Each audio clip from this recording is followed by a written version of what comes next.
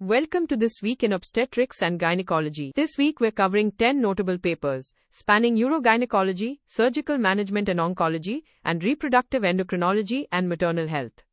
Let's dive in. Starting with urogynecology and pelvic floor disorders, 2 trials explore the management of recurrent urinary tract infections and long-term anatomical changes. In the TAPER trial, researchers evaluated whether periurethral application of estradiol cream is non-inferior to intravaginal application for preventing recurrent urinary tract infections in postmenopausal individuals. Among 114 randomized participants, periurethral application achieved a similar proportion of urinary tract infection-free participants at 6 months, compared with intravaginal application, with roughly half of participants in both groups remaining infection-free. However, participants using intravaginal estrogen experienced vaginal itching at a significantly higher rate than those using the periurethral approach. For clinicians, periurethral application offers a viable, better-tolerated alternative for postmenopausal women with recurrent infections. Turning to pelvic floor structure, a prospective cohort study. The investigators found that the levator hiatus area increased from mid-pregnancy to 8 years in participants with at least one vaginal delivery, whereas those who delivered exclusively by cesarean section showed a decrease in hiatus area. Interestingly, subsequent vaginal delivery after an initial vaginal delivery did not affect the hiatus area measured during Valsalva maneuver, highlighting how first delivery mode permanently reshapes pelvic floor dimensions. In gynecologic oncology and uterine surgery, several studies examine post-procedural outcomes and novel diagnostic strategies. A large database study published in Obstetrics and Gynecology compared long-term rates of repeat procedures after excisional treatments for high-grade cervical intraepithelial neoplasia using cold knife conization versus loop electrosurgical excision procedures.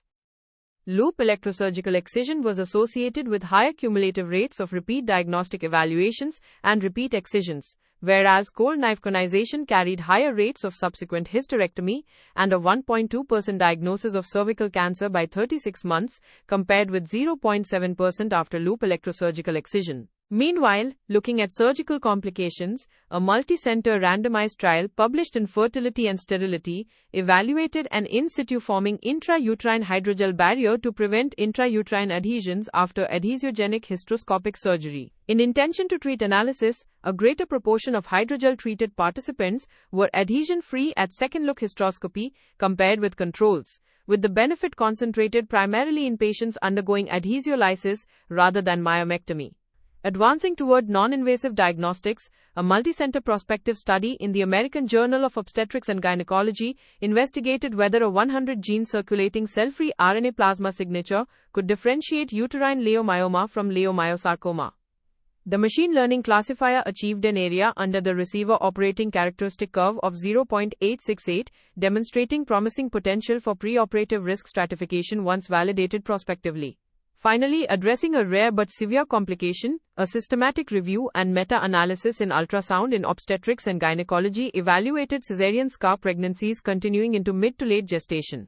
The pooled incidences of placenta accreta spectrum disorders and hysterectomy were remarkably high at 0.90 and 0.39, respectively, with type 3 and exogenous subtypes carrying the highest risks of invasive disease and poor term delivery outcomes. Transitioning to reproductive endocrinology, menopause management and pregnancy care, recent findings highlight both therapeutic nuances and real-world patterns. A secondary analysis of randomized trials. Randomization to oral hormone therapy did not increase coronary heart disease risk in patients with treated hyperlipidemia or favorable baseline lipid profiles, but risks more than doubled among participants with untreated, severely elevated low-density lipoprotein cholesterol. Complementing this, a real-world database study also 0.000 menopausal women, finding that roughly 1/5 initiated therapy within a year of diagnosis, predominantly with estrogen-progesterone formulations. However, persistence was low, with only 38.8% continuing at 12 months, and significant racial disparities showed faster discontinuation among Black and Hispanic patients. In thyroid care, a secondary analysis in obstetrics and gynecology followed untreated pregnant women with early subclinical hypothyroidism or hypothyroxanemia, demonstrating that roughly 88% of those with subclinical hypothyroidism and 61% with hypothyroxanemia experienced spontaneous normalization of thyroid function during pregnancy, suggesting early screening may capture transient fluctuations.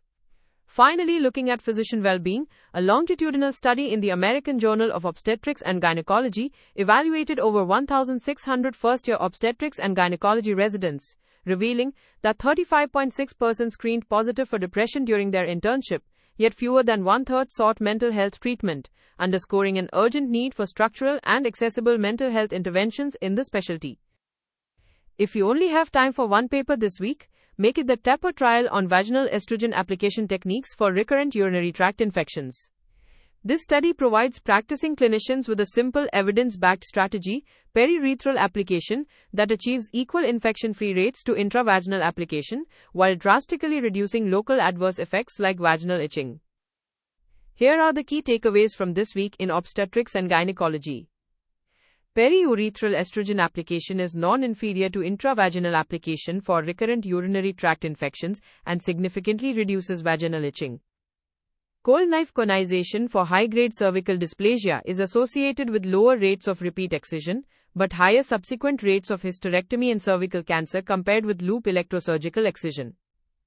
Baseline low-density lipoprotein cholesterol levels modify the cardiovascular risk of oral menopausal hormone therapy, with elevated untreated levels doubling coronary heart disease risk. An intrauterine hydrogel barrier significantly reduces adhesion formation following hysteroscopic adhesiolysis.